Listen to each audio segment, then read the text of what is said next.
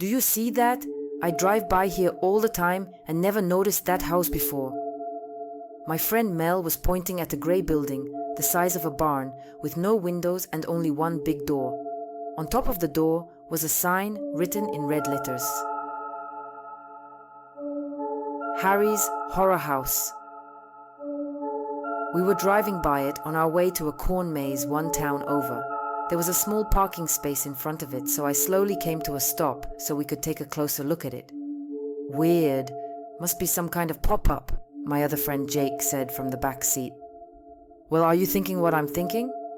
Mel started grinning. She was the biggest fan of haunted houses you'll ever meet.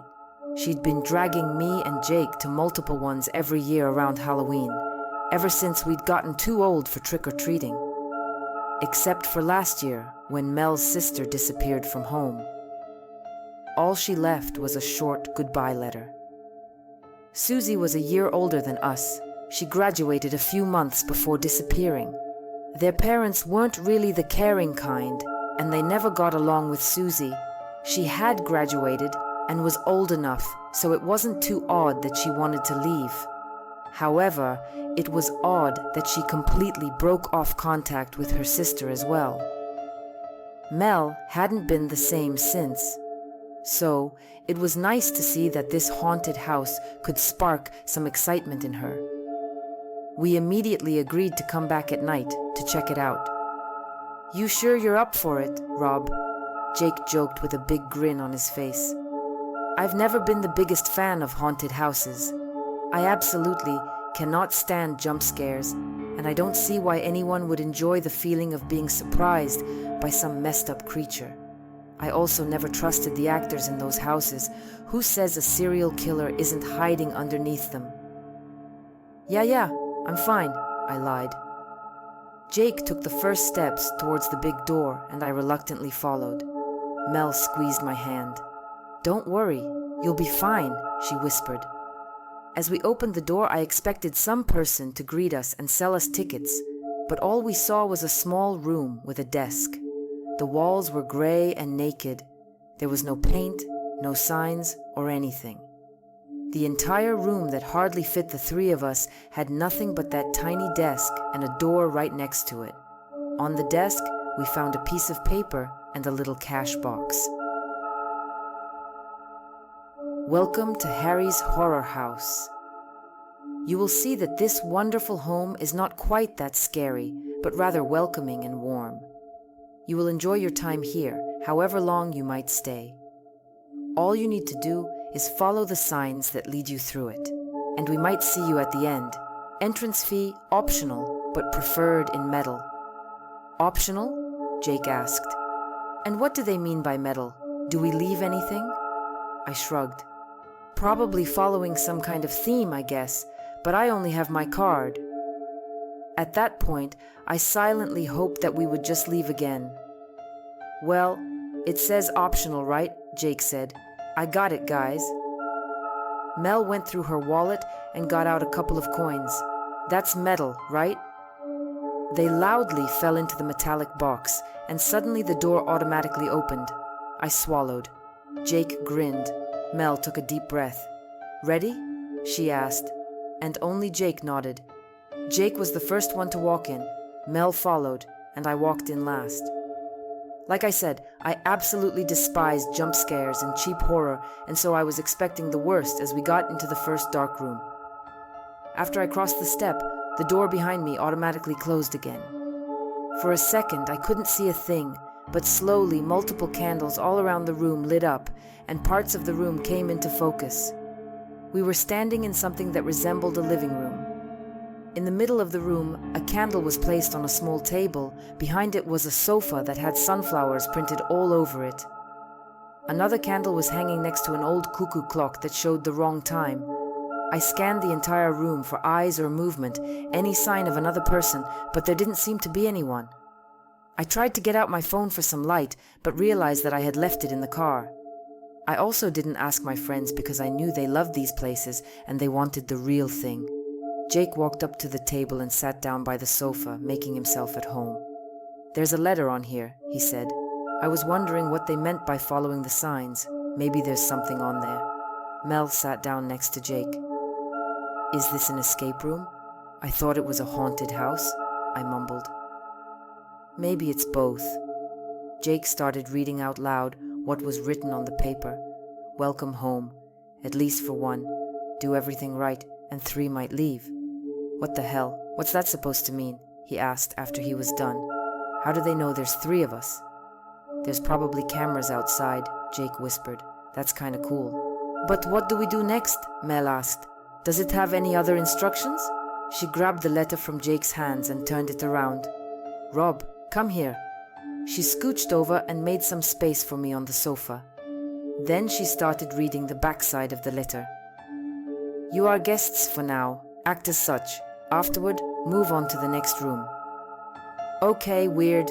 Should we just move on to the next room? This one is kind of boring, Jake said. Mel shrugged. If you can find the door. Jake got up and grabbed the candle that was hanging next to the clock. Before he removed it, I noticed that the time on it had changed by 2 hours. There it is, he said from the corner of the room. Come on, guys. Mel stayed frozen, and so did I.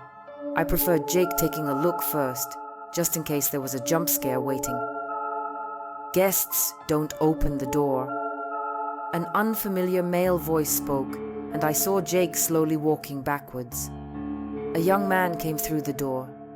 He didn't appear much older than us and resembled a farmer with his denim pants and lumberjack shirt. The weird part was that there was nothing particularly scary about him.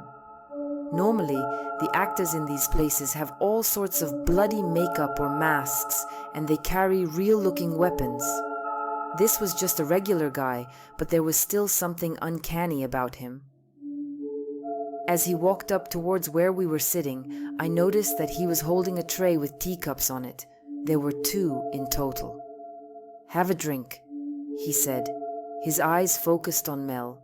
Then his hands started shaking so much that the tray almost fell, but Mel had grabbed it just before it could. She took one of the cups and gave the other to me. The cup was empty. Mel giggled awkwardly and clinked her cup with mine. Cheers, she whispered. The strange guy just stood there, watching us the entire time. All you could hear was his deep breathing. Okay, now I'm starting to get creeped out, Jake said. May we continue now? He jokingly asked the stranger who was still only looking at us. He slowly nodded, and so we got up and walked towards Jake. I turned around one more time and met the eyes of the stranger. I saw the fear in them as he whispered, Please, save me. The door closed behind us, and again we found ourselves in darkness. That was creepy, I said. Well, it's supposed to. It's a haunted house, Mel laughed. No, I agree. This is weird, Jake said. That guy didn't even look scary, and he still creeped me out. Suddenly the lights turned on. This time there weren't any candles, but a big fluorescent light on the ceiling. We were in the kitchen. The white tiles on the floor were dirty and sticky. In front of us was a kitchen island. Behind it were the typical things such as an oven, sink, and fridge. This time, the letter was glued to the fridge. Mel and I simultaneously walked up to it, but before I could start reading it, another door opened. A woman with dark hair walked inside. She was wearing an apron and a white mask with holes in her mouth and eyes. She came closer and slowly tilted her head. First, she stared at me and Mel, then her gaze moved to Jake. Mel grabbed my arm, this time not because she was trying to comfort me. I think she was starting to get freaked out. The woman with the mask stayed silent the entire time, and after a while she started slowly shaking her head. Hello, miss? Can we move to the next room? Jake carefully asked. The woman pointed towards the note on the fridge, which I'd almost forgotten. Mel grabbed it and started reading, her voice breaking in between. A meal is waiting right inside. Take a bite and you will stay. Take none and you will be cut. I opened the fridge and dozens of fruit flies started flying out of it. I almost threw up at the sight of what was in there. On top of a big plate, there I saw a rotten ham with maggots crawling all over it. The woman suddenly appeared behind me and pushed forward. She took the plate with the ham outside, and maggots started crawling up her arm. Then she placed it on the kitchen island and got a knife out of a drawer, as well as 3 plates. This was some next level shit. I'd never seen real insects in one of these houses. She started slicing up the ham, and I felt even more sick. "There's no way in hell I'm eating that," Mel exclaimed. "It's gotta be fake, right?" Jake came closer. The woman with the mask cut up the first slice, put it on a plate, and tried handing it to me. No, thank you," I mumbled. "Well, it says to eat the meal or get cut," Jake laughed. "Yeah, fuck them." Before I could finish, the woman grabbed my arm and slid the knife along my lower arm. Blood started dropping from my sleeve. What the actual... This was real blood. I felt real pain. This couldn't be right. We never consented to any of that. I pulled my arm away and tried to grab the knife from the crazy woman. Jake ran over to help me when suddenly the door opened and a couple of new people walked inside. None of them were wearing masks, but all of them looked somehow messed up. Suddenly, arms grabbed me from all sides, and before I knew what was happening, I was pushed through the door into a new room.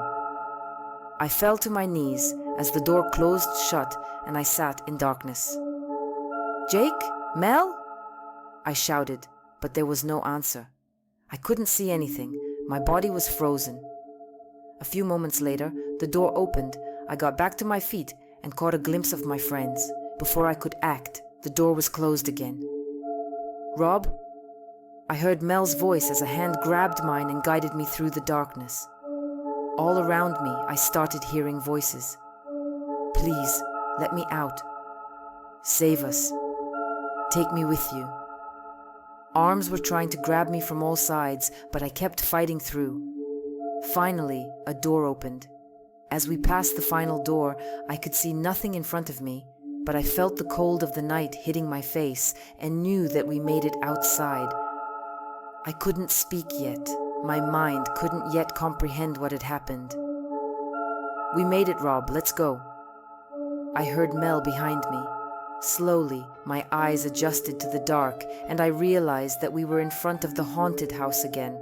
We'd come out of the front door, which was impossible. The room we just left wasn't the entry we'd come in through, but the car was just in front of us. I unlocked it as I ran towards the driver's seat. I heard the steps of my friends quickly following. The door behind me opened and they jumped in. "Let's go!"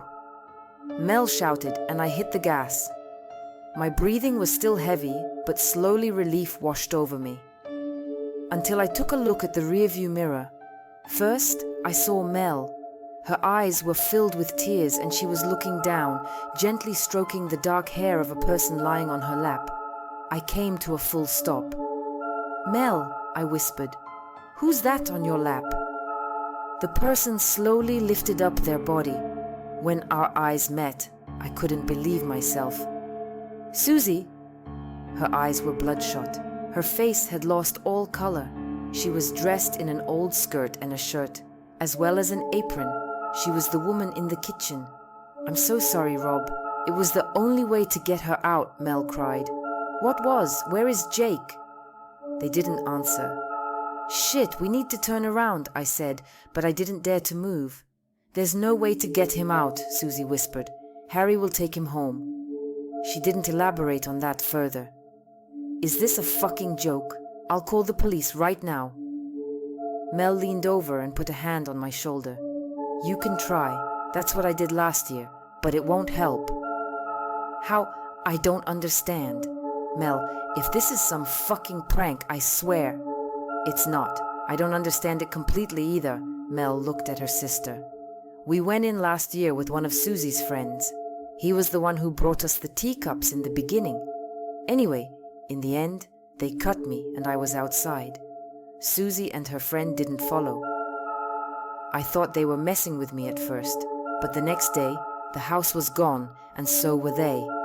And then I received a letter. I grabbed the wheel so tight that my knuckles turned white. What kind of letter? It had instructions. I'm sorry, Rob, but it said to bring 2 souls who mean the most to me. It said I could exchange them and get my sister and her friend back. But why am I outside then? I asked.